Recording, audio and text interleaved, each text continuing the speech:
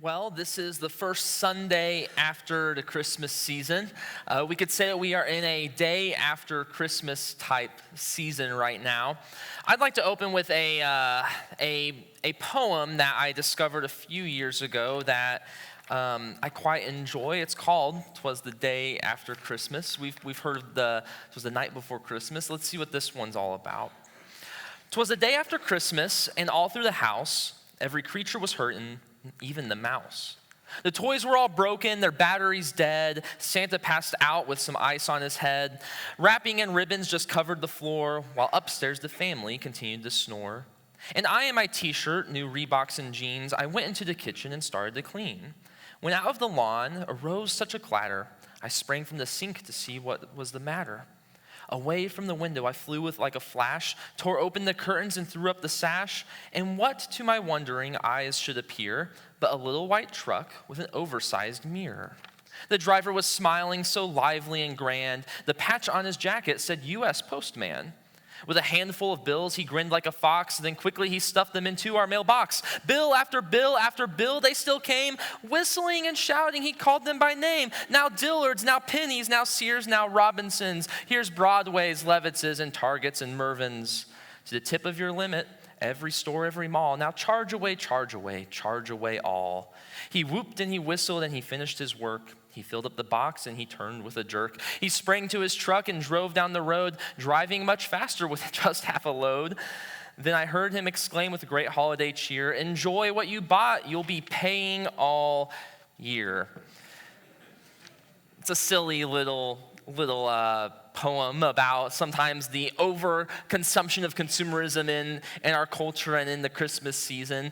But what I find interesting about it is the bigger picture idea is that we often talk about the night before Christmas or the day before Christmas or the weeks leading up to Christmas, this time where there's a bunch of festivities and activities in the community. You have your school plays that you go to. If you're like our children's pastor, John, you go to every single children's play every year, which is amazing and such commitment to go to.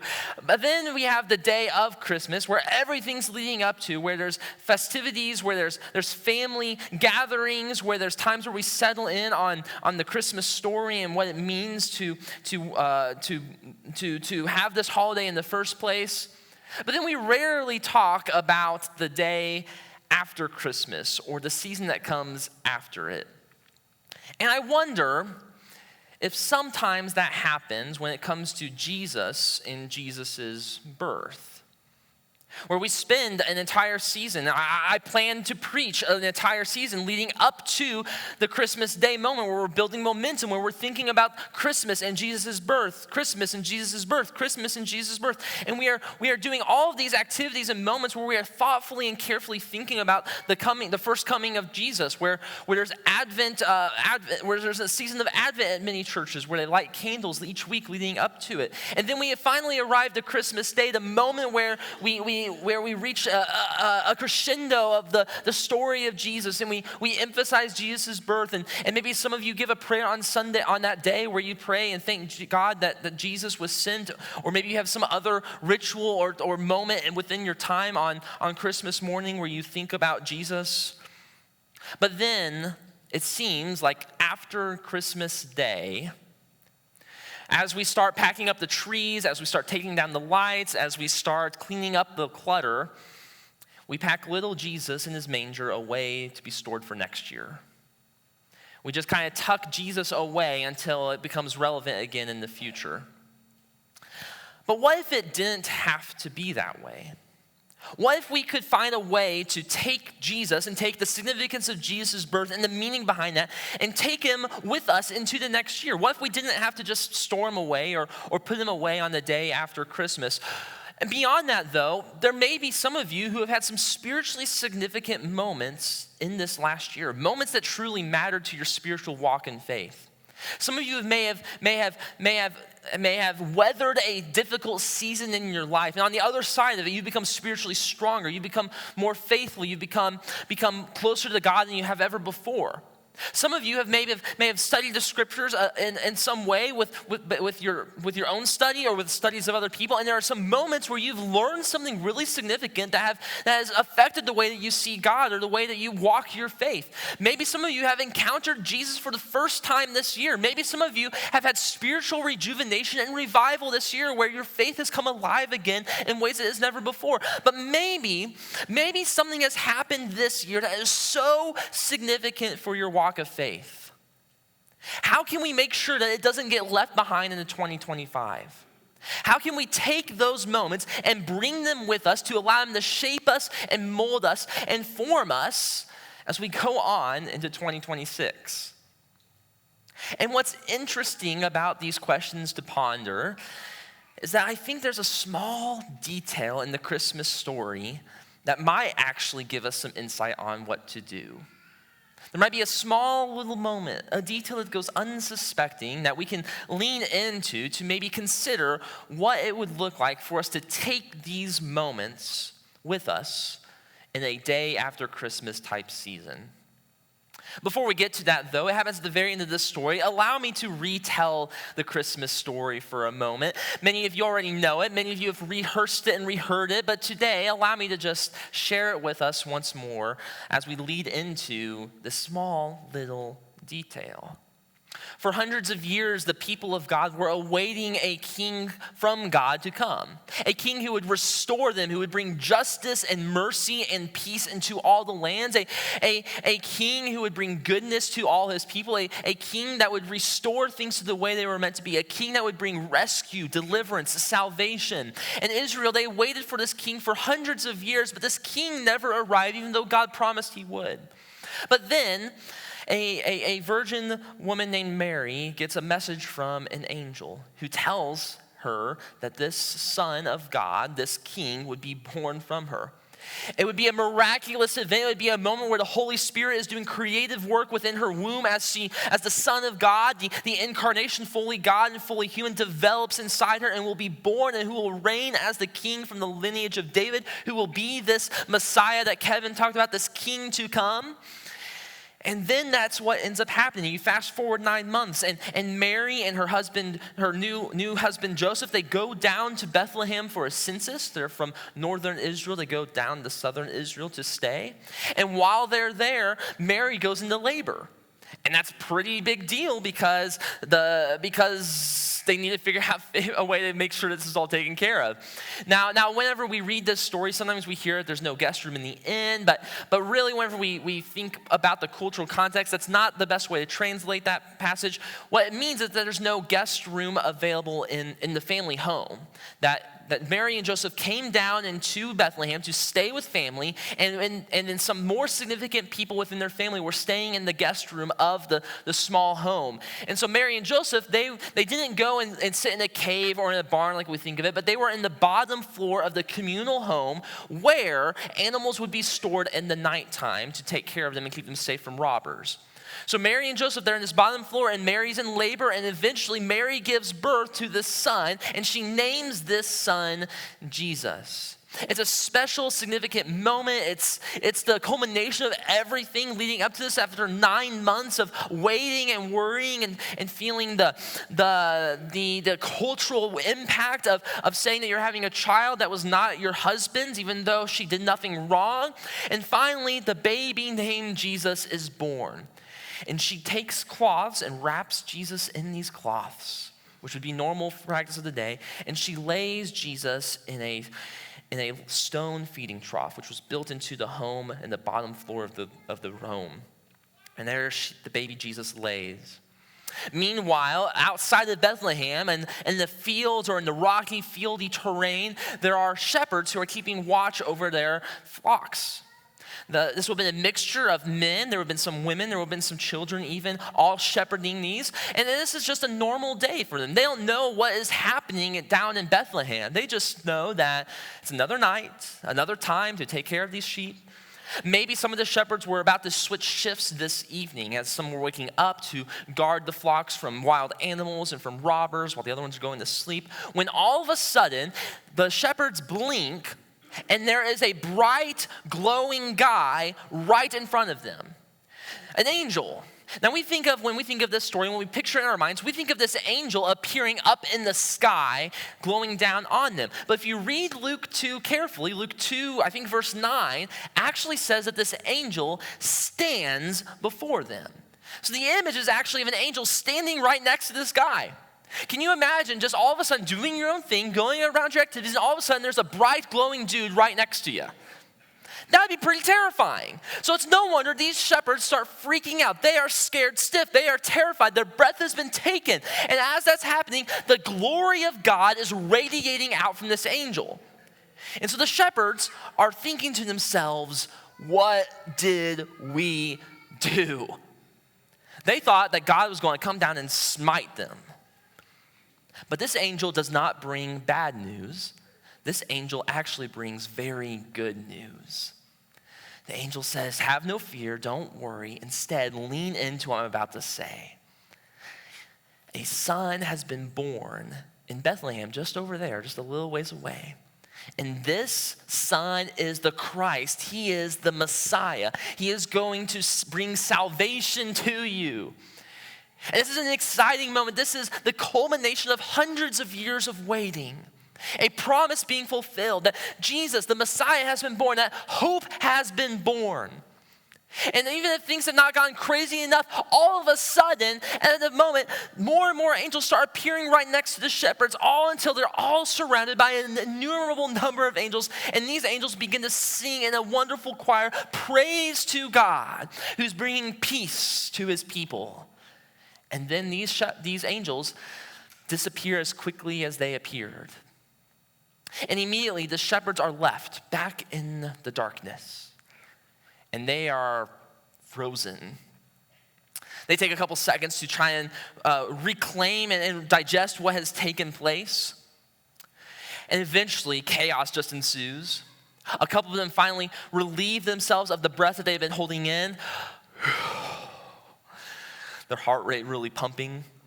Some of the shepherds are trying to gather all of the sheep that had just scattered from the bright light and craziness that has happened. Some of them are trying to make sense of everything that just happened in the span of 60 seconds. It happened so fast and so abruptly. They were just sleeping, making sure it's not just a dream.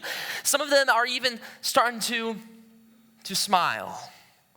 And then a few of them start to laugh. And then a few of them start to have tears of joy as they realize the significance of what this has happened. Hope had arrived. The king had finally arrived. The prayers that they have been praying for deliverance and salvation and rescue from the evil rule of the Romans has finally arrived.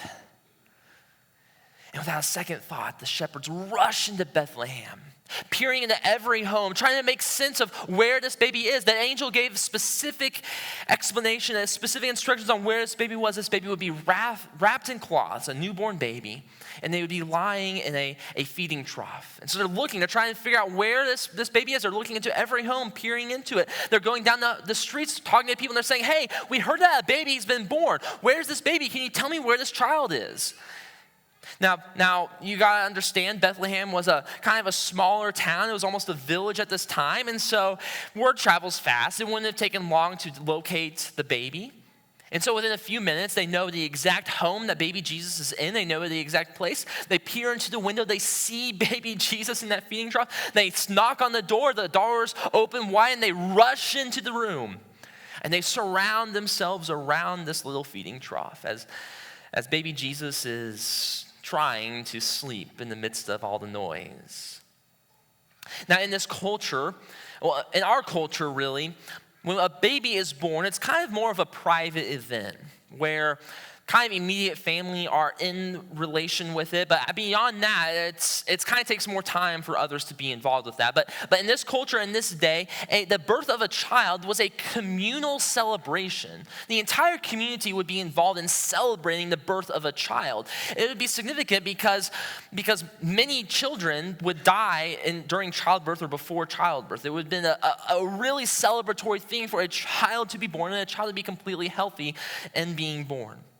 And so it would have been normal for all these people to be coming in and out of this house, looking at this child and celebrating with Mary and Joseph. They would have expected people to be coming in and out, but it would have been a little unusual for them to have a whole flock of shepherds come in out of nowhere and not even give them mind, but instead focus on this little baby in the feeding trough. And so Joseph, as he's kind of out in the corner of the room, he tugs on one of the cloths of one of the shepherds towards the back, and gestures for the shepherd to come and talk to him and Mary. Joseph says to the shepherd, "Hey, why'd you guys come here all of a sudden? Like, what's going on? He's been born for a couple hours. We haven't seen you since. What's happening?" And the shepherd, he looks at Joseph, and then he looks at Mary, and he looks back at Joseph, and there's a glimmer in his eye. And he says to Joseph and Mary, "Let me tell you a little story."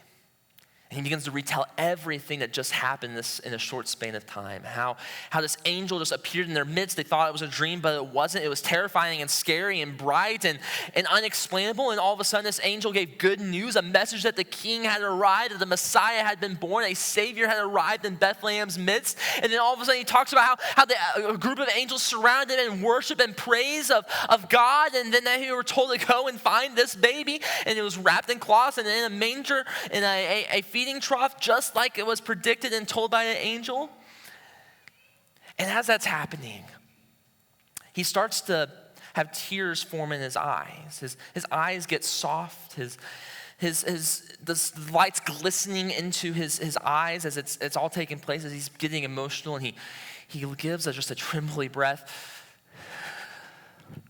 And he says, it's just, we've waited for so long. We've waited for so long for this moment. And finally, he's here. The Messiah is here. Hope is here. Meanwhile, the shepherds around, maybe one of the younger ones, says, "This baby is supposed to be this Messiah?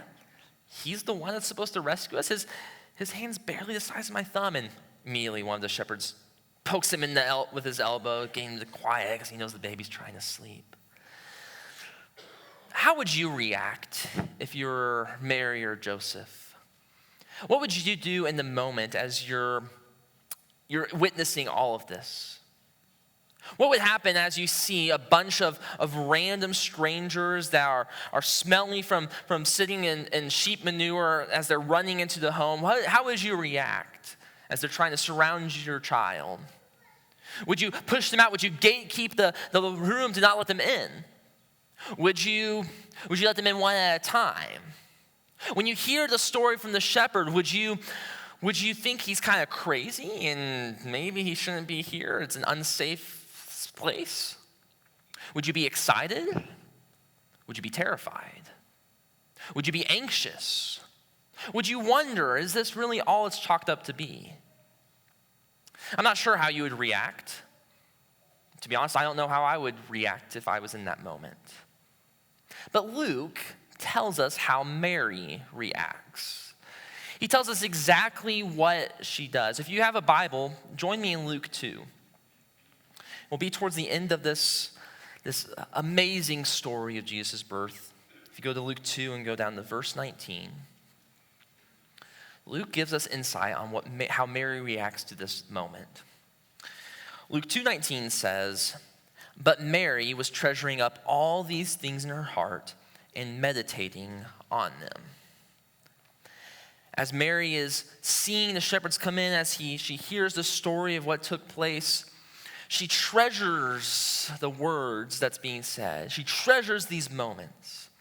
She sees these as important moments. She sees these as sacred, holy moments. She sees these as valuable moments. From the moment that an angel visited her and gave her news of birth, to the moment when Jesus was born, healthy and alive and safe, and just as the angel said, to the moment when the shepherds come in and declare that an angel came and spoke to them, and that there was angels praising God, and that they were told to come to them. All of these moments are different pieces of the puzzle that Mary's taking and treasuring. She's storing them up.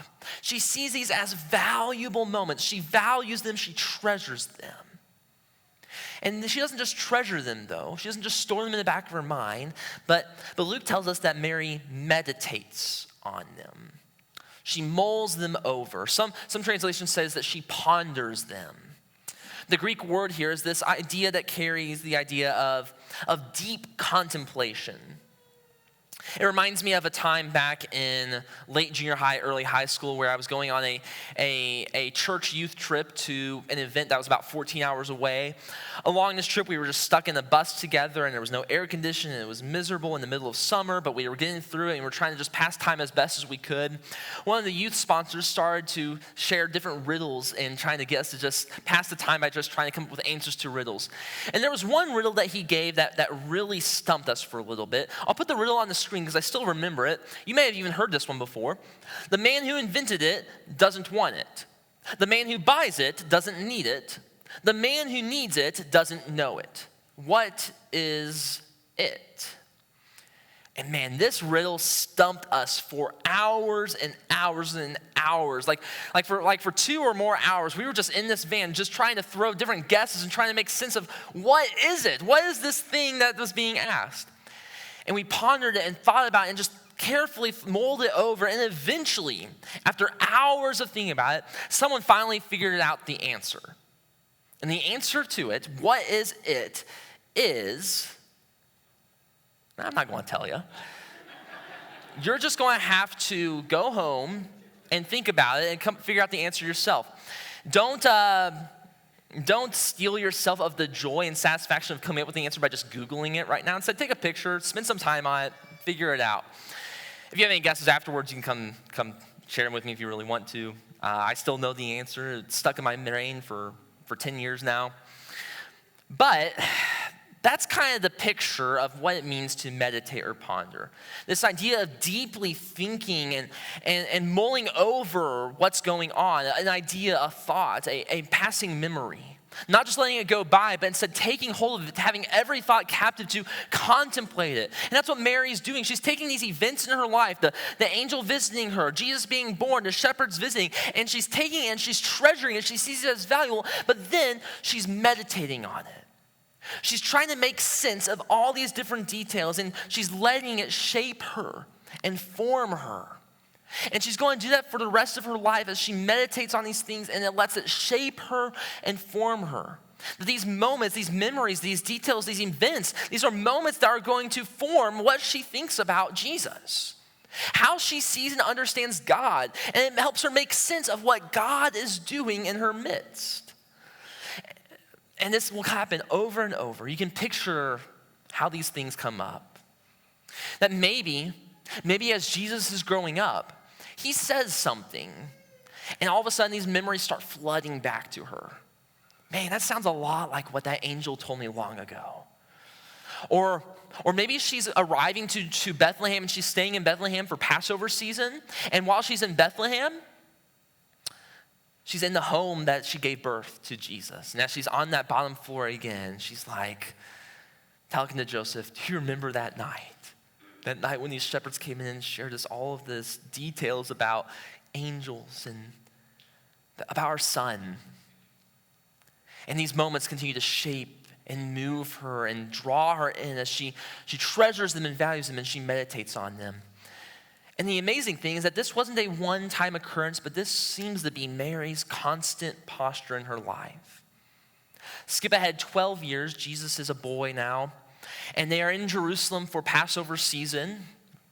It's a festival, a week-long festival as they're preparing to remember the exodus that happened in Egypt from their people long ago. And while they are there, they end up leaving and heading home as a caravan of all their family and people that were up north. But while they're leaving, they discover something tragic. Jesus isn't with them. They think Jesus was with some of his cousins or with some of his friends, and it was a big group leaving. They just missed him. So they rush back to Jerusalem. They're trying to find him, and for 3 days they scour the city trying to figure out where he's at. It's a bustling time. They are worried sick. What if our son is hurt? What if our son got taken? What if he is not safe? What if? I mean, they're freaking out. And after 3 days of scouring the city, they take one last ditch effort and they go into the temple and they find an amazingly unusual scene. Jesus is there. He's safe, he's sound, he's okay. But what's interesting is that he is surrounded with teachers of the law, with rabbis. And they are about to go in. I mean, Mary, she is relieved. She lets out that breath. A rush of safety and reassurance comes over her like a cold chill. And Joseph, he's about to go in and take Jesus away. But what stops him is as they hear the conversation. You see, it's not just Jesus listening and just hearing what's going on amongst these rabbis, but he's actually engaging with them.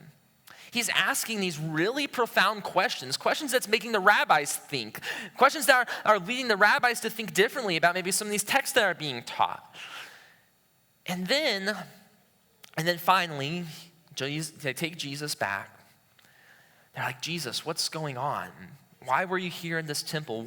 Why weren't you with us? And Jesus, he says something really unusual. Jesus asks the question, don't you know I was supposed to be in my Father's house? Another way we could actually translate this, it's kind of, in the Greek, it's kind of uncertain how we translate it. Another thing that it might be understood is actually Jesus saying, don't you know I'm supposed to be interested in my Father's interests? Don't you know I'm supposed to care about what my Father cares about? Either way, the point is that from this point, Jesus' mindset is on God, his Father alone. That he is following and abiding to God's will. And after all of this happens, after witnessing Jesus asking profound questions to the teachers, after Jesus sharing these details to her and Joseph, Mary does what she does, what seems to be her posture. If you go down to the end of chapter 5, go down to verse 51, at the end of chapter 2, go down to verse 51, this is what is shared. Then he, Jesus, went down with them and came to Nazareth and was obedient to them. His mother kept all these things in her heart. Now it's worded a little different than the previous verse, but it carries the same weight of what was shared before. Mary is taking all of these little moments with Jesus and about Jesus, and she's keeping them tight to her chest. She's holding these things as valuable and important, and she wants to keep them close. And what I think Luke is trying to do by sharing these and repeating this idea is he wants to have Mary be a model for us. He wants to share with us how we go about taking important moments in our life and allow them to shape us and mold us. And we can ask questions like, how do we keep Jesus in our life moving forward? How do we not store Jesus away after the Christmas season? How do we keep the moments that are important, the spiritually formative moments, and take them with us into 2026? I think we just listened to the lesson Luke tells us by Mary's posture. We could put it in this way, a way that says, when we treasure the moments that matter will transform our hearts. When we treasure, when we store up, when we take into our heart the moments that have spiritually shaped and formed us, and we don't let them just pass on by, but we take them with us, and we contemplate, ponder, and meditate on them, they will lead us to spiritual maturity. They will disciple us and lead us to grow closer to God and to Christ. And some of you this year have had some spiritually formative moments. It may have been during this Christmas season where someone showed you an act of incredible generosity on behalf of showing the generosity of Christ. For some of you, it may be something that happened this year where you have spiritual rejuvenation, where you've weathered a difficult season, where you've had a time where you've given your life to Jesus for the first time and you want to continue to roll with it. If we want to allow those things to shape us and form us, we can't just leave it behind to this year, but we must treasure these moments that matter. We must take them with us, and what will be amazing is if you bring those into the next year, you will be shaped and molded and formed by them in incredible ways. That you'll become more Christ-like, you'll become more spiritually mature, you'll be more faithful to God than you were this year if you just let those things come with you into the next year. And there may be a number of ways that you can go about doing that. I'm going to share with you an exercise that I would encourage you to maybe consider doing. Maybe take a picture of this slide and bring it home. Maybe write these down for you to do. But consider doing this exercise as you go home. Maybe a really great thing to do is not just do it by yourself, but actually to do it around the lunchtime